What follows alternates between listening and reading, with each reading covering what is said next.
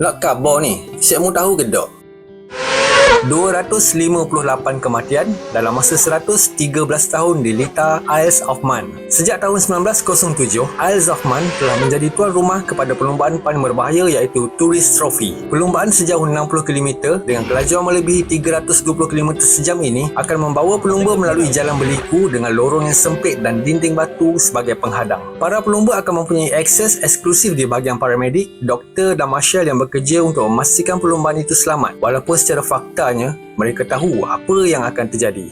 2 helikopter, 6 ambulans dan sebuah kereta perubatan bersedia di bahu jalan. Dengan 6 acara berbeza, perlumbaan Meng Titi akan mengambil alih pulau dan menutup jalan bagi memberi ruang kepada pelumba untuk menguji keberanian mereka di jalan sempit yang hanya mempunyai dinding batu, rumah orang dan tanah lapang sebagai penghadang. Selain perlumbaan motosikal, acara ini merangkumi kategori untuk motosikal elektrik, sidecar racing dan motosikal dengan berbagai jenis saiz enjin yang menyaksikan perlumbaan bersaing untuk mendapat kedudukan teratas dan dalam masa yang sama mempertaruhkan nyawa sebagai gantinya. Siap mu berani ke tak?